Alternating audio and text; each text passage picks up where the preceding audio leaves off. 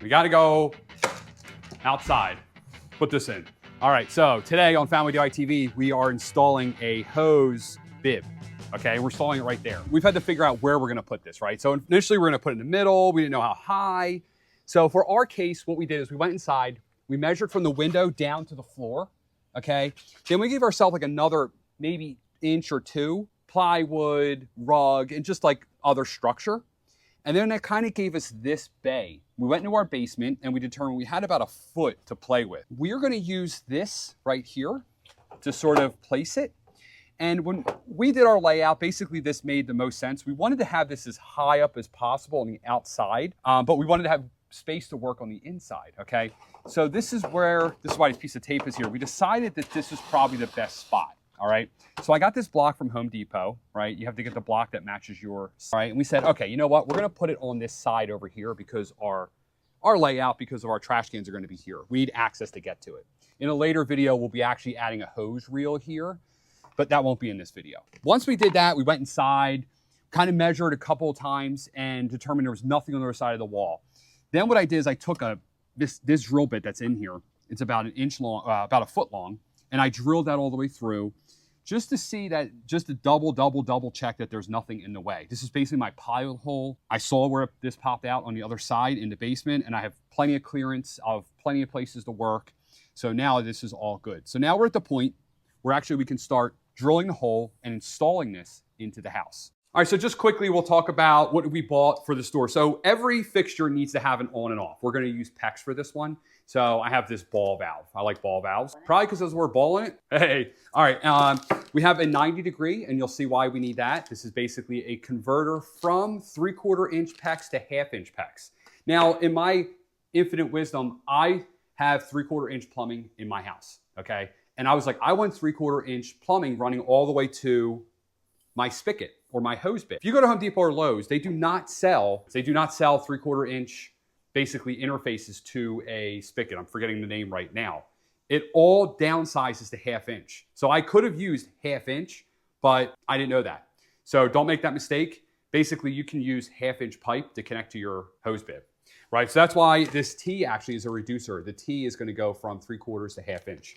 All right, we have some different mounts, plastic wrap and things like that. And now we're gonna jump into the basement and go talk about some of the. All right, so we're gonna be using PEX, like I said. I like this PEX. I've been using it for probably over 15 years now. This is a proven system. This is the clamping tool. I bought this, I don't even know, 15 years ago. So that's what I'm gonna use. There's a bunch of different types of PEX connections. So whatever connections you get, make sure that they work with the PEX pipe. There's PEX A and B, okay? I'm using the one that works with the clamp. So when you're at the store, just make sure that the fittings fit into the PEX that you're gonna use. And basically commit to a system, buy the tools for that system. This is the most economical one, I believe.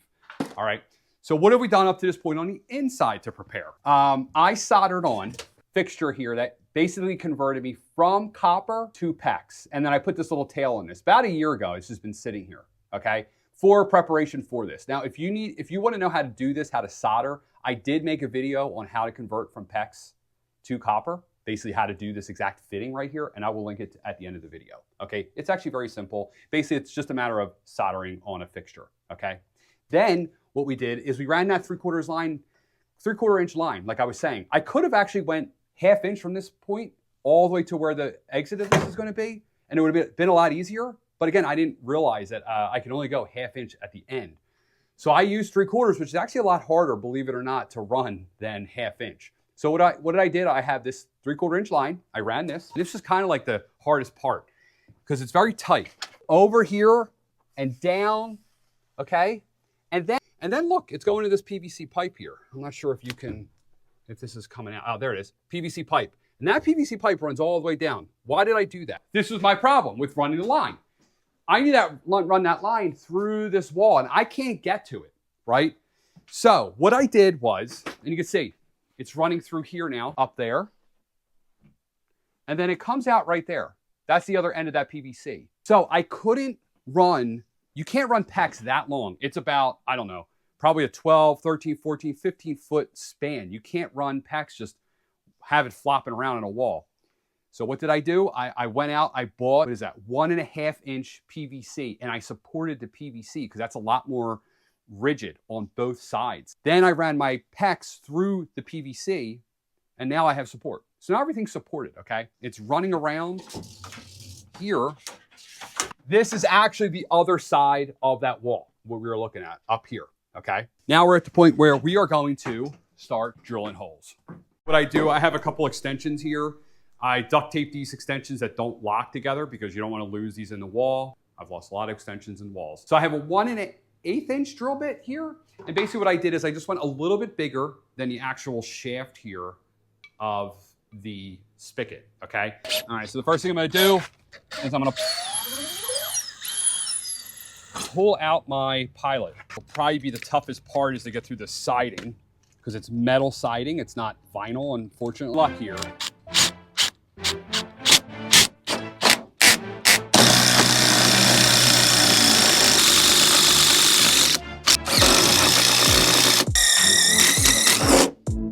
We're gonna add a little tail piece on here. I'm gonna show you in here where we got better lighting.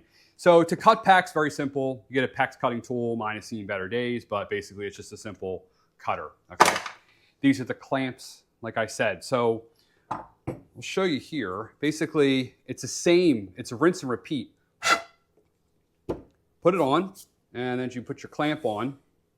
And basically when you put your clamp on, you want it to be like in the middle, right? You don't want it to, so like there. Then you take your tool, and depending on the tool you have, like mine, you open up all the way. It's almost dummy proof. You put it on there, which is why it's perfect for me. You basically just keep squeezing this until you can't squeeze it anymore, and then it releases, and it's done. And that is your watertight connection, all right? So now we're gonna shove this back through the wall. Bring it over here. All right, so we just got back from Home Depot, of course, because we're doing plumbing. So you can never only go once or twice. You always have to go 3 times. So I drilled this hole in here, and you can see it's not lining up with the ridge. It's actually supposed to fit in, you know, it's supposed to fit in nice like that. And we were not gonna be able to live with that. So unfortunately, this one's trash, and we had to go back to the store and get another one. So let me show you what I'm gonna do to kind of get this right. So we want this to be angled down, right? So I'm gonna push this, basically what I'm gonna do is pull this down and push the back up. And then what I'm gonna do is I'm gonna hold this where it should be. So right where that is, that's kind of the center, right? Where this hole is. Now I'm gonna put a line there. Now this is actually where it's gonna be. It's not gonna be centered on the block. I think it's better for it to be the block to fit well. All right, so I'm just gonna line my drill bit up with the line, and we're gonna drill the hole here, okay? So that's our new box. Unfortunately, it's not centered, but it's going to be is what it is. All right, so now we're going to attach this to the house. We're going to use exterior screws. Oh, something long enough that it actually will hit structure. I can see wood in there.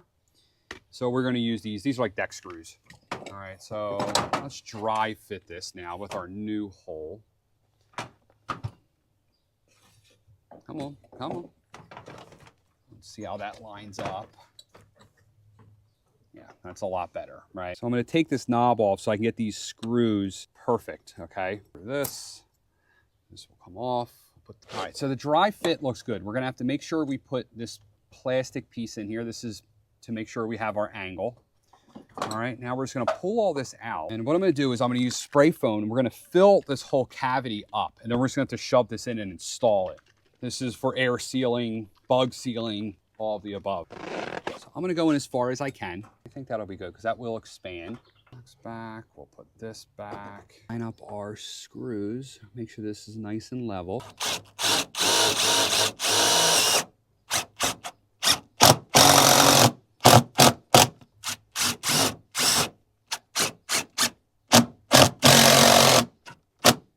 That's what you want. You want that thing attached. Or we are done outside. Nice and attached to the house. Now we can do everything on the inside. Here you can see that is facing up, which we want, right? Because we want this to drain in the winter. So what I'm gonna do to make this turn is I'm actually gonna install this 2x4. So my first thing, make a mark, and this is where we'll cut this blue. I ran this blue long on purpose. So that'll be where it is. We'll cut that. Put the clamp on, we'll kind of face it in the direction of where the pipe is coming.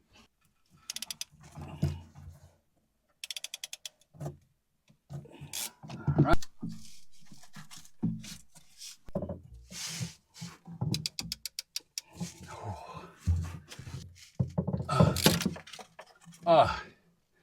All right. That was the hardest part of the installation. Just weird leverage, no leverage. That's why plumbers make the big money. All right, so we're attached up there. So now we're gonna put our shutoff. We decided to put our shutoff here just for easy access. I'm gonna put it in this orientation, so when you turn it off, you just pull it down, right? Better than the other way, obviously, if you can't go the other way. So just pay attention to that. This is basically a rinse and repeat. You can do Legos, you could do plumbing. This to our giant reel of PEX. So this is what I usually buy whenever I buy PEX. I buy like the 100-foot line. This is like $40 for 100 feet. If you bought this in copper, it'd be like $1,000. I don't even know how much. So that's why I like PEX. Some people have issues with it with their drinking water and stuff like that. You know, got some memory in it that you have to bend out.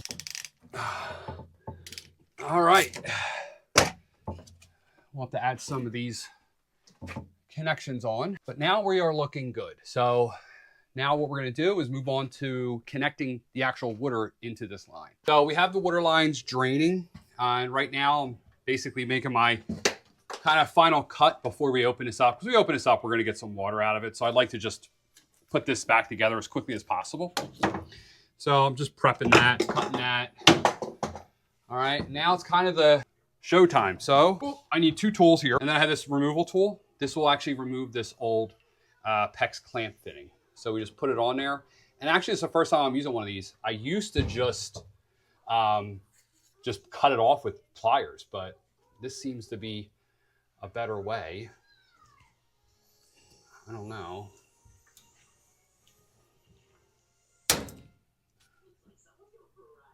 Yeah, okay, that worked. Okay, no water came out. I don't know if it's a good sign or a bad sign. Okay, put that back on. I do need to replace this metal strap here. This is terrible. And we are connected end to end. So now we're gonna turn on the water. What I did was I opened up the spigot on the outside, opened up all of the lines that we just added.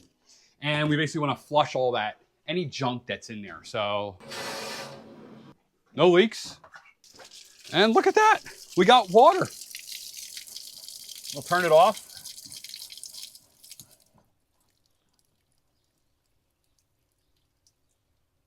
Look, it drains out, which is actually good. Now we'll go back in the house, check all the lines. Now that everything's under kind of full pressure, just double check everything.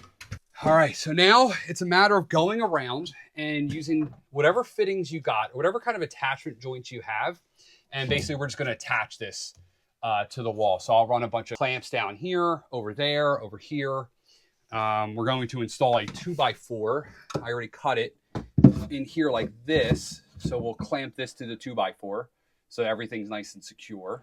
All right, so that's how you install a hose bib anywhere in your house. I hope this video helped you. If it did, please hit that like button. Please leave me a comment down below if you have any questions, and please consider subscribing to the channel. I'm a big fan of these metal hoses. That's what I have attached here. This thing is very solid. It's in there. For the next video, we are going to be adding a hose reel here. So we're going to install a post, hose reel. If you want to see that one, make sure you subscribe to the channel. I'm Mike, Family DIY TV, and I'm Hose Bib.